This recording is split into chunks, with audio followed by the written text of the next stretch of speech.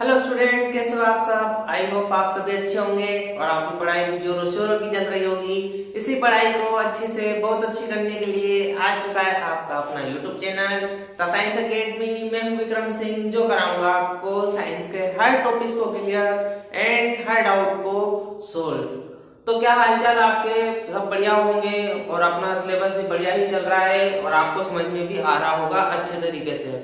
तो अपना क्या चल रहा है, अपना चल रहा है क्लास 8 का पेज और उसमें चैप्टर नंबर 4 जिसका नाम है पदार्थ, धातु और अधातु।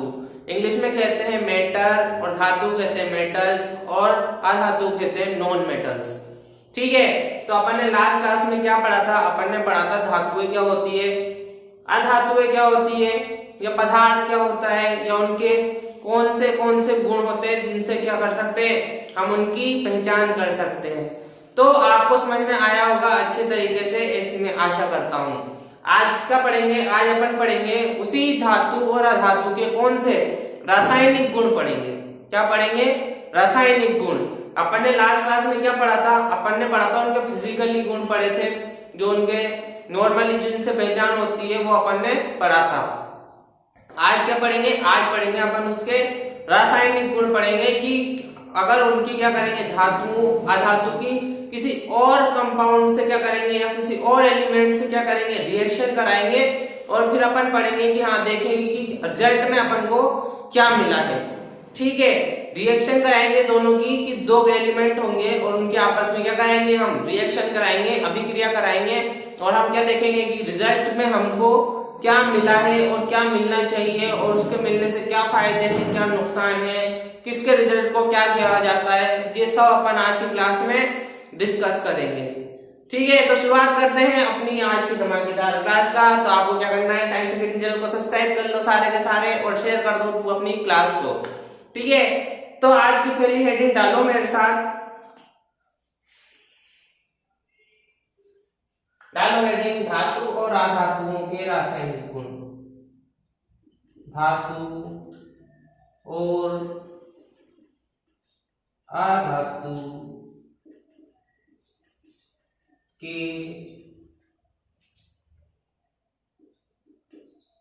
रासायनिक गुण। ठीक है, क्या है, धातु और अधातु के रासायनिक गुण। रासायनिक गुण हम कैसे पता लगाएंगे, आप में इतना तो कॉमन सेंस होगा कि हम बात किसकी कर रहे हैं, रसायन की बात कर रहे हैं या रासायनिक की बात कर रहे हैं। जहां पे रसायन की बात आ जाती है वहां पे क्या हो जाता है, वहां पे रिएक्शन होती है।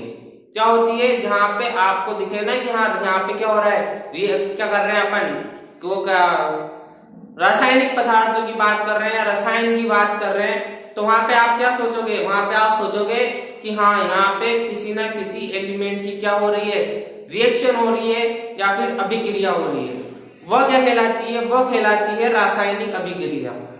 ठीक है, जब दो तत्व या एलिमेंट या दो कंपाउंड इनकी क्या होती है, आपस में अभिक्रिया होती है, तो ये क्या कहलाती है, ये कहलाती है रासायनिक अभिक्रिया। और इन अभिक्रिया को कराने से हमें क्या मिलता है, हमें एक नया प्रोडक्ट मिलता है, हमें एक रिजल्ट मिलता है। और उस प्रोडक्ट के क्या है, उस प्रोडक्ट के जो गुण होते हैं वो इनसे बिल्कुल हटके होते हैं। ठीक है, तो ये होती है रासायनिक अभिक्रिया। तो आज हम क्या करेंगे, धातु और धातु की इन्हीं से क्या कराएंगे, रिएक्शन कराएंगे। सबसे पहले हम रिएक्शन किसकी कराएंगे, हम सबसे पहले रिएक्शन कराएंगे ऑक्सीजन से। किससे कराएंगे, ऑक्सीजन से अभिक्रिया, ऑक्सीजन से अभिक्रिया कराएंगे सबसे पहले। ठीक है, किससे करा रहे, ऑक्सीजन से अभिक्रिया कराएंगे। ठीक है, धातु ले रहा हूं मैं आपके सामने, क्या ले रहा हूं, धातु ले रहा हूं फेरस। फेरस आप सब समझते ही हो, लोहे को कहा जाता है। लोहे को इंग्लिश में क्या कहा जाता है, आयरन कहा जाता है। जहां पे केमिकल्स की बात आ जाती है, जहां पे केमिस्ट्री की बात आ जाती है, वहां पे उनके प्रतीक चिन्ह में क्या बोला जाता है, वहां बोला जाता है फेरस। ठीक है, तो मैं फेरस की रिएक्शन करा रहा हूं अपने ऑक्सीजन से। किससे करा रहा हूं, ऑक्सीजन से रिएक्शन करा रहा हूं फेरस की। ठीक, मैंने इसकी रिएक्शन कराई तो साथ में क्या हुआ, मैंने लिया वाटर भी। क्या लिया, वाटर लिया मैंने। अपन को तो क्या करानी है, रिएक्शन करानी है। तो मैं तो ऑक्सीजन ले रहा हूं ना, साथ में ऑक्सीजन ले रहा हूं और साथ में क्या हुआ, वाटर भी प्रेजेंट हुआ। तो क्या बनेगा अपना, तो ये जब तीनों रिएक्शन करते हैं, ये जब तीनों रिएक्शन करते हैं तो बनता है Fe2O3। क्या है, Fe2O3। पूरा नाम इसका होता है फेरस ऑक्साइड। क्या होता है, फेरस ऑक्साइड इसका पूरा नाम होता है, फेरस ऑक्साइड। क्या है, फेरस ऑक्साइड। जब अपन जनरली बात करते हैं तो यही फेरस ऑक्साइड क्या कहलाता है, जंग लगना। क्या कहलाता है, जंग लगना। कि जंग किसमें लगता है, लोहे में लगता है। लोहा क्या है, अधातु है। तो आपको ये तो समझ जाना चाहिए कि जो जंग लग रहा है वो क्या है, रासायनिक अभिक्रिया है। कि जो जंग लगना है वो क्या है, एक रासायनिक अभिक्रिया है। बड़े बड़े कंपटीशन लेवल पे भी ये क्वेश्चन आते हैं कि लोहे में जंग लगना कौन सी अभिक्रिया है। उसमें आपको तो देते हैं, वो ऑब्जेक्टिव क्वेश्चन देते हैं, 4 चुनने होते हैं उसमें से कि उसमें रासायनिक अभिक्रिया, भौतिक अभिक्रिया, ऐसे करके आपको 4 ऑप्शन मिलते हैं। तो आप क्या कह सकते हो कि क्या है ये एक रासायनिक अभिक्रिया है। क्यों है रासायनिक अभिक्रिया, क्योंकि ये क्या है, फेरस क्या है, ये धातु है। ठीक है, ऑक्सीजन क्या है, ये गैस है, और ये क्या है, H2O, ये द्रव है। ठीक है, ये तीनों क्या है, केमिस्ट्री के ही पार्ट होते हैं तीनों के तीनों। जब ये तीनों आपस में क्या करते हैं, रिएक्शन करते हैं और नया जो कंपाउंड बनता है मिलकर के, उसे क्या कहते हैं, फेरस ऑक्साइड। और ये फेरस ऑक्साइड क्या कहलाता है, ये कहलाता है जंग लगना। ठीक है, इंग्लिश में कहते हैं रस्टिंग ऑफ आयरन। ठीक, ये होता है आपके ऑक्सीजन से अभिक्रिया कराई किसकी, धातु की। तो हमें क्या रिजल्ट मिला, हमें ये इधर रिजल्ट मिला है। ठीक है, समझ में आ रहा होगा अच्छी तरीके से। क्या करा रहा हूं मैं सिंपली कुछ नहीं कर रहा। एक धातु उठा ली, धातु की मैंने किससे अभिक्रिया कराई, ऑक्सीजन से क्रिया कराई। ठीक है, H2O क्यों जोड़ा, क्योंकि मेरे को जोड़ना था। अगर आपकी इच्छा हो तो आप मत जोड़ो, कोई प्रॉब्लम नहीं है। मेरे को जोड़ना था क्योंकि मेरे को क्या है, एक अदर दूसरा कंपाउंड बनाना था मेरे को, जो क्या वो आपको कुछ नया समझा सकूं। ठीक है, आपको क्या करना है, इनकी रिएक्शन करानी है और देखना है कि हाँ कि क्या मिलके बन रहा है। आप क्या कर सकते हो, घर पे बैठ के रजिस्टर खोल के कोई सी भी धातु ले लो। फिर बहुत सारी धातु होती है, सोडियम, मैग्नीशियम, आयरन वगैरह बहुत सारी धातुएं होती है। और तुम धातु क्या कराओ, आप रिएक्शन करा के देखो कि तो यहाँ पे बन रहा है वो क्या बन रहा है।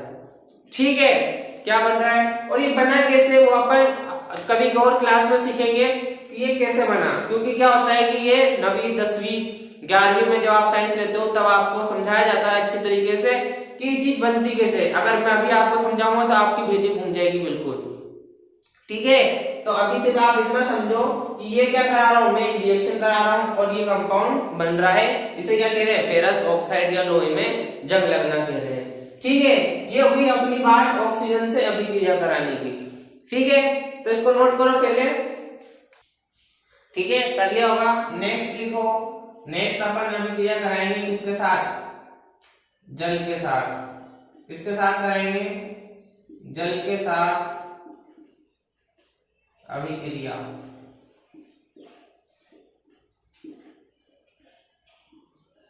जल के साथ अभिक्रिया कराएंगे किसकी, धातु और अधातुओं की। ठीक है, धातुएं क्या होती है, धातु होती है जो जल के साथ अभिक्रिया बड़ी तेजी से करती है। ठीक है, धातु क्या करती है, जल के साथ जो अभिक्रिया करती है वो तेजी से करती है। ठीक है, आपके सामने एक धातु है जो क्या है, फेरस है। फेरस ऐसी धातु है जो जल के साथ क्या करती है, धीमी अभिक्रिया करती है। अगर उसी के अपोजिट में मैं बोलूं सोडियम, सोडियम जल के साथ बड़ी तेजी से अभिक्रिया करती है। ठीक है, किसी दिन अपन एक्सपेरिमेंट के थ्रू समझेंगे कि सोडियम का कोई पदार्थ लेंगे और उसकी जल के साथ अभिक्रिया करेंगे तो देखना कितना धमाकेदार जादू होता है उसमें। ठीक है, तो क्या है, सोडियम क्या होती है, गर्म होती है क्योंकि, और जल क्या होता है, ठंडा होता है। गर्म ठंडा जब आपस में रिएक्शन करते हैं तो कुछ नया पदार्थ मिलकर बनता है उससे। ठीक है, तो ये क्या होती है, दो धातुएं होती है वो तेजी से रिएक्शन करती है किसके साथ, जल के साथ। ठीक है। लेकिन अधातु क्या होती है, अधातु जल के साथ रिएक्शन नहीं करती, ठीक है, अधातु जल के साथ रिएक्शन नहीं करती, ठीक। तो इसमें लिखना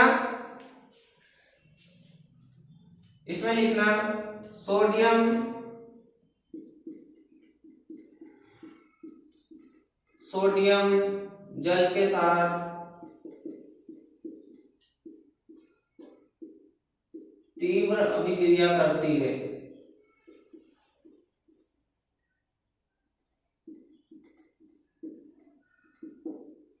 ठीक है। सोडियम क्या करती है, जल के साथ तीव्र अभिक्रिया करती है।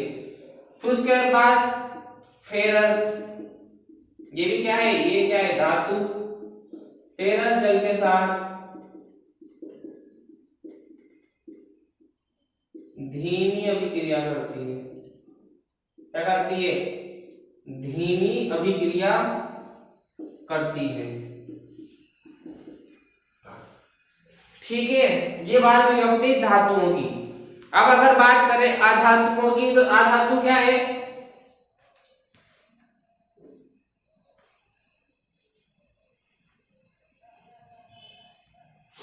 ठीक है। बात करूं मैं अधातु की, तो अधातु क्या है, अधातु जल से अभिक्रिया नहीं करती, क्या है, अधातु जल से अभिक्रिया नहीं करती, क्योंकि वे वायु में सक्रिय हो जाती है, वायु में सक्रिय हो जाती है, ठीक है।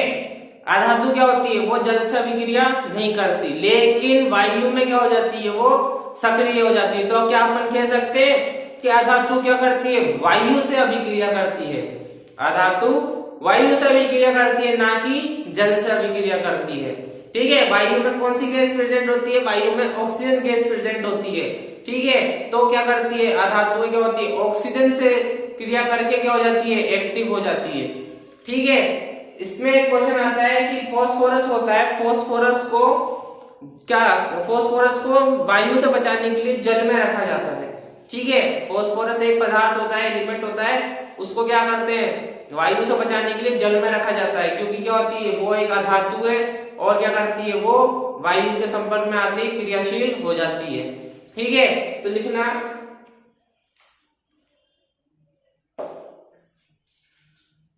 स्टार डाल के, फास्फोरस सक्रिय अधातु है, फास्फोरस सक्रिय अधातु है, जो वायु के संपर्क में आते ही आग पकड़ लेता है,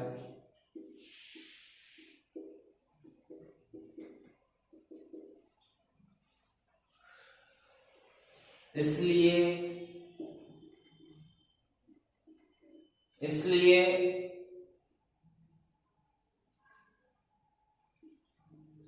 इसे जल में रखा जाता है,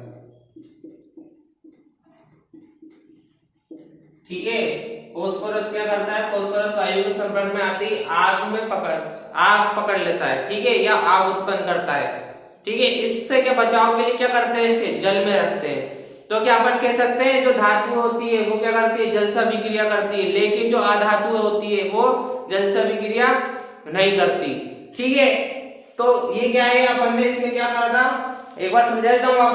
अपन ने क्या कराई, ऑक्सीजन से अभिक्रिया कराई, किसकी, धातु की। तो क्या बना, जंग लगना या फिर फेरस ऑक्साइड। तो अपन कह सकते हैं धातु क्या करती है, जल से अभिक्रिया करती है, ठीक। तो उसके बाद क्या हुआ, जल के साथ अभिक्रिया कराई, किसकी, सोडियम की और फेरस की। ये दोनों क्या करते हैं, जल से तीव्र अभिक्रिया करते हैं, ठीक है, जल से क्या करते हैं, तीव्र अभिक्रिया करते हैं। और फेरस क्या है, जल से धीमी अभिक्रिया करता है, लेकिन करता तो है। लेकिन जहां बात करें अधातु की, तो अधातु क्या है, जल से अभिक्रिया नहीं करते, क्या धातु जल से अभिक्रिया नहीं करते,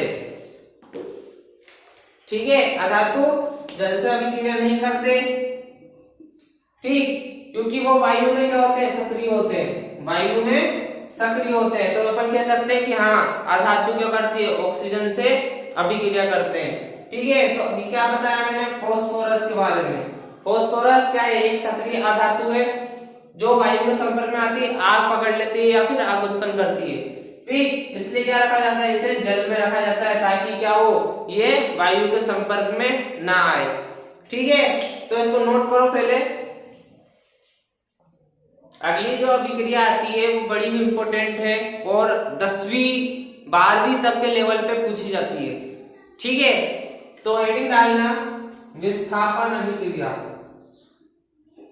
क्या है, विस्थापन अभिक्रिया। विस्थापन अभिक्रिया, ठीक है।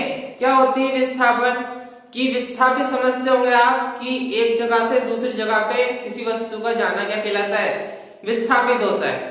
ठीक है, कि कोई वस्तु यहाँ है और यहाँ पे क्या हुआ, यहाँ पे मैंने यहाँ पे बल लगाया इस वस्तु पे, यहाँ से खिसक के यहाँ आ गई आगे, तो क्या यहाँ से यहाँ तक क्या हो गई, ये विस्थापित हो गई। ये बात हो गई अपनी जनरली। कि अगर मैं बात करूं केमिस्ट्री के हिसाब से कि जब दो कंपाउंड या दो यौगिकों की क्या कराई जाती है, आपस में अभिक्रिया कराई जाती है, तो क्या करते हैं वो एक दूसरे को विस्थापित कर देते हैं। या दूसरे भाषा में कहें कि जब दो यौगिकों की क्या कराई जाती है, अभिक्रिया कराई जाती है, तो अधिक अभिक्रियाशील धातु कम क्रियाशील धातु को क्या कर देती है, अपनी जगह से विस्थापित कर देती है, उसे कहते हैं विस्थापन अभिक्रिया। ठीक है, या फिर अपन कह सकते हैं कि जब दो यौगिकों की अभिक्रिया कराते हैं तो अधिक अभिक्रियाशील तत्व कम अभिक्रियाशील तत्व को क्या कर देता है, अपनी जगह से विस्थापित कर देता है, उसे कहते हैं विस्थापन अभिक्रिया। तो समझ में आ रहा होगा, इजी से इजी तरीके में मैं आपको परिभाषा बता रहा हूँ। ठीक है, अभी मैं आपके सामने अभिक्रिया लिखूंगा, आपके दिमाग में चुटकी में बैठ जाएगा कि हाँ ये विस्थापन अभिक्रिया होती है। ठीक है, तो पहले अपन उसकी क्या लिखेंगे, परिभाषा लिखेंगे, डेफिनेशन लिखेंगे, फिर उसके बाद अपन उसको रिएक्शन के थ्रू समझेंगे। ठीक है, तो लिखना है इसके अंदर, लिखना जब किसी अभिक्रिया में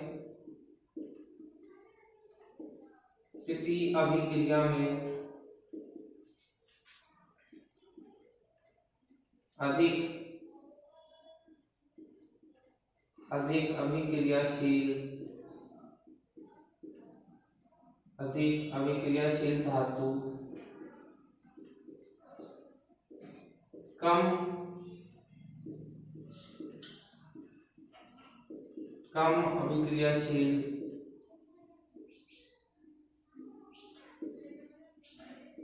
धातु को विस्थापित कर देती है,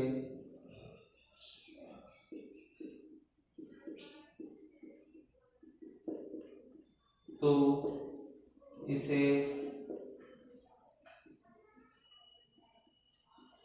विस्थापन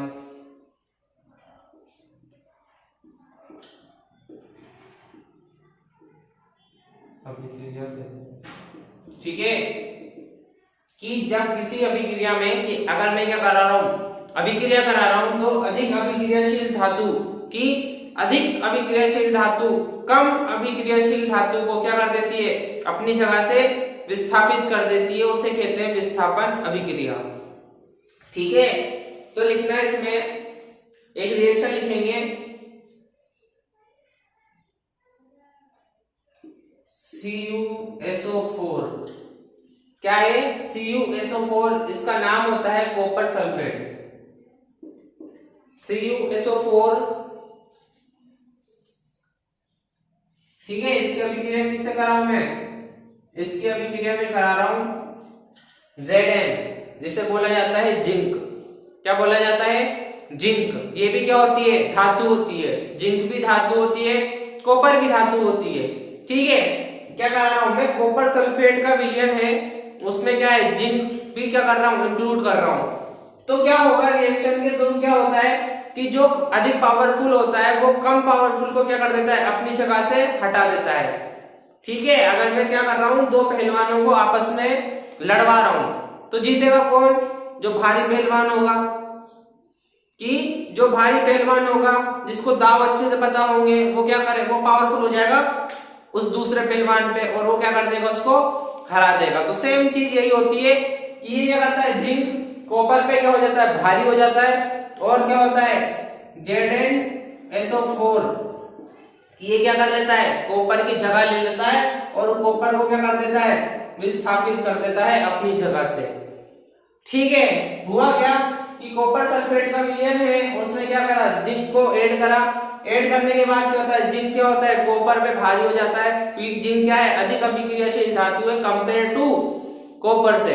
ठीक है, तो क्या करता है ये जिंक, क्या कर देता है, कॉपर को क्या कर देता है, अपनी जगह से हटा देता है और खुद उसकी जगह पे बैठ जाता है। तो इसे कहते हैं विस्थापन अभिक्रिया। ठीक है, क्योंकि क्या करा, यहाँ पे पहले कौन था, यहाँ पर था कॉपर, इसकी अभिक्रिया कराई जिंक से। अब जो नई अभिक्रिया बनी या नया प्रोडक्ट बना उसमें कॉपर की जगह पे कौन आ चुका है, जिंक आ चुका है और कॉपर क्या हो चुका है, अपनी जगह से विस्थापित हो चुका है। तो ये होती है विस्थापन अभिक्रिया कि जब किसी अभिक्रिया में क्या होता है, अधिक अभिक्रियाशील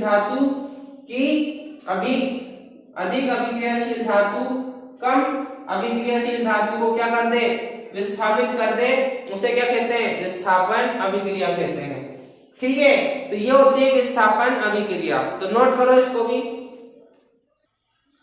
तो स्टूडेंट ये थी अपनी आज की क्लास जिसमें अपन ने क्या पढ़ा, अपन ने पढ़ा है कि धातु अधातुओं की ऑक्सीजन से अभिक्रिया कराई, धातु अधातु की किससे, जल से भी अभिक्रिया कराई। तो हमने जाना कि कौन सी ये धातु क्या है, अभिक्रियाशील है, कौन सी कम अभिक्रियाशील है, धातु किसके साथ अभिक्रिया कर सकती है या अधातु किसके साथ नहीं कर सकते। तो उसके बाद अपन ने क्या पढ़ा, अपन ने पढ़ा विस्थापन अभिक्रिया, जो कि बहुत ही इंपॉर्टेंट है, इसको नोट कर लेना अपनी बुक्स में। ठीक है, या अपने रजिस्टर में इसको नोट कर लेना अच्छे से कि ये क्या होती है, ये अच्छे लेवल पे भी पूछी जाती है विस्थापन अभिक्रिया। तो आपको समझ में आया होगा, अगर समझ में आया है तो साइंस एकेडमी चैनल को सब्सक्राइब करो, क्लास को लाइक करो और शेयर कर दो अपने सभी फ्रेंड सर्किल एंड सभी क्लासमेट में। तो अपन मिलते हैं अपने नेक्स्ट सेशन में, तब तक के लिए जय हिंद।